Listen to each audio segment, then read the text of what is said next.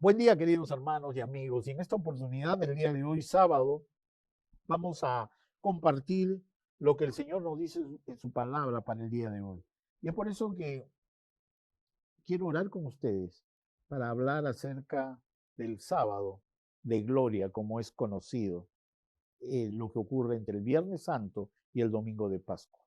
Vamos a orar. Amado Padre, en este día queremos pedirte que tú estés obrando en nuestras vidas, manifestando tu gloria y tu poder en nosotros. Gracias, Señor, por todo lo que tú nos das. Y en este día queremos pedirte que tú estés obrando en nosotros, manifestando tu gracia y tu poder. Gracias te damos, Señor, por todo lo que tú nos das. Agradecido todo esto en los méritos de Cristo Jesús. Amén. Bien, hermanos, el día de hoy vamos a ver sábado y vamos a ir al texto que se encuentra en Mateo 27, del versículo 57 al versículo 66. Dice la palabra: cuando llegó la noche, vino un hombre rico de Arimatea llamado José, que también había sido discípulo de Jesús. Este fue a Pilato y pidió el cuerpo de Jesús. Entonces Pilato mandó a que se le diese el cuerpo. Y tomando José el cuerpo, lo envolvió en una sábana limpia y lo puso en su sepulcro nuevo que había labrado en la peña. Y después de hacer rodar una gran piedra a la entrada del sepulcro, se fue. Y estaban allí María Magdalena y la otra María sentadas delante del sepulcro. Al día siguiente, que después de la preparación, se reunieron los principales sacerdotes y los fariseos ante Pilato, diciendo: Señor, nos acordamos que aquel engañador dijo, viviendo aún, después de 3 días resucitaré. Manda pues que se asegure el sepulcro hasta el tercer día, no sea que vengan sus discípulos de noche y lo hurten y digan al pueblo: resucitó de entre los muertos, y será el postrer error peor que el primero. Y Pilato les dijo: ahí tenéis una guardia, id a asegurarlo como sabéis. Entonces ellos fueron y aseguraron el sepulcro, sellando la piedra y poniendo la guardia. Nos encontramos aquí ahora el sábado de gloria, como es conocido, en el tiempo en el cual Jesús descansó, entre comillas, en la tumba antes de resucitar el día domingo. Pero encontramos aquí en este texto que acabamos de leer, ese sábado, preocupación por parte de los judíos, preocupación por parte de las autoridades judías. La tumba estaba sellada, la gente en sus casas, los discípulos escondidos, temerosos, y tan solo ellos recordaron, se acercaron a recordarle a Poncio Pilatos, gobernador de Judea, que Jesús había dicho que iba a resucitar al tercer día.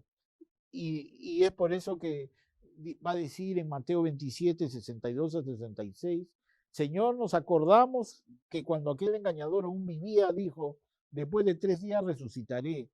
Por eso ordene usted que el sepulcro quede asegurado hasta el tercer día, no sea que vengan sus discípulos, se lo roben y digan al pueblo, Él ha resucitado de entre los muertos. Y el último engaño será peor que el primero. Aquí encontramos que están preocupados las autoridades religiosas judías porque el cuerpo de Jesús podía ser robado por sus seguidores. Ahora, ¿qué es lo que ocurre ese sábado? Ese sábado Pilato manda que se selle la tumba y haya una guardia, o pongan una guardia. Pero, ¿qué es lo que ocurre en el interín de esto? Vayamos a otro texto que no está aquí en los evangelios, pero se encuentra en Efesios capítulo 4, verso del 8 al 10. Para entender qué hizo Jesús ese sábado de gloria, tenemos que ir a este texto, cuando dice, por lo cual, subiendo a lo alto, llevó cautiva la cautividad y dio dones a los hombres. En otras palabras, aquí encontramos que llevó cautiva la cautividad. Aquí se está refiriendo, Pablo, cuando habla acerca de esto, se está refiriendo a los redimidos del Antiguo Testamento que fueron al paraíso cuando murieron. Cristo tomó a estos creyentes con él y sacándolos del paraíso, del seno de Abraham, para ser más exacto, los llevó a la misma presencia de Dios cuando ascendió. Sin embargo, cuando un creyente muere hoy, se nos dice que, no, que va al paraíso, sino que no se nos dice que va al paraíso, sino que está ausente en el cuerpo y presente con el Señor. Segunda de Corintios 5:8 y Filipenses 1:23.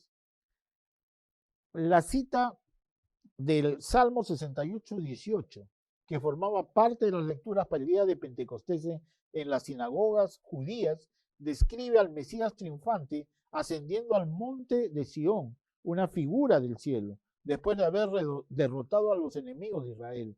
Ha hecho prisioneros a muchos, los cuales son llevados en procesión triunfal a la usanza de aquellos tiempos, juntamente con todo el botín de victoria, segunda de Corintios 2:14.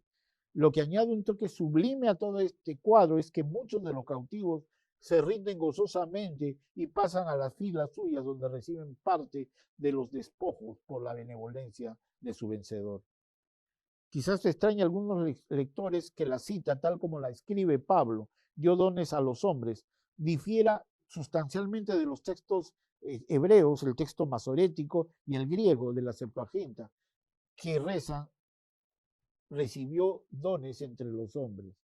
La probable explicación es que el apóstol estaba citando el otro texto que él conocía, que luego que se ha hallado en la versión siriaca del Antiguo Testamento, la Peshita, y que en el paráfrasis arameo, el Targum del Salterio. Pero en realidad la diferencia no tiene mucha importancia si tenemos en cuenta que Pablo había discernido que por el Espíritu una aplicación del pasaje. Cuando dice llevó cautivos a los muchos, que quiere decir que entre ellos, de entre los que esperaban la venida, Dios los llevó a su presencia. Y es por eso que el pasaje del rico y Lázaro describe gráficamente esa situación. Por eso dice que cuando Cristo ascendió, también dio dones a los hombres. Eso describe que dan inicio a la iglesia como tal. Se da el inicio cuando dice que dio dones a los hombres, se refiere a que llega la venida del Espíritu Santo. Y en el día de Pentecostés va a ser el inicio de la iglesia del Nuevo Testamento o del reino de Dios. En el Nuevo Testamento, el reino de los cielos, dependiendo de qué texto del Evangelio se esté hablando. Y eso que subió, sino que había descendido primero a las partes más bajas de la tierra. El que descendió es el mismo que también subió por encima de todos los cielos para llenarlo todo. Estos son los versículos del 9 al 10 de Efesios capítulo 4. La explicación lógica de estos versículos es la siguiente. Ya que Cristo ascendió, él tenía que haber descendido en una oportunidad anterior. Algunos opinan que esto se refiere solamente a la encarnación.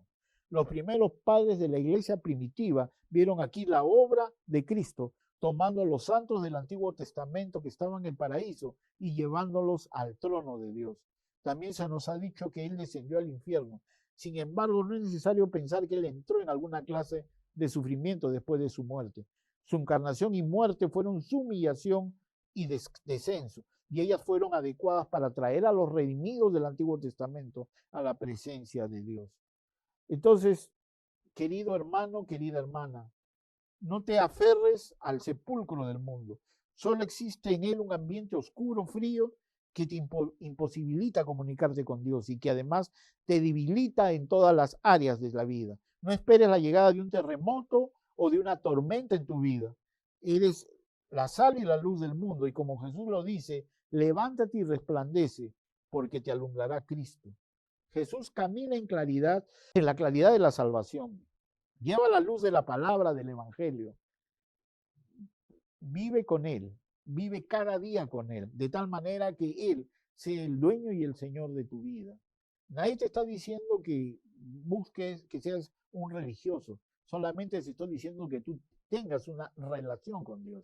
Y tener una relación con Dios no significa en que te metas a un a un cuarto 24/7 a estar rezando, orando. Te estoy invocando a que busques a Dios y seas tú de testimonio, seas tú un testigo en todo lo que tú hagas en tu vida. Un hombre que obedece, una mujer que obedece a Dios y que se sujeta a Él. Que Dios te bendiga y en esta oportunidad quiero orar por ti.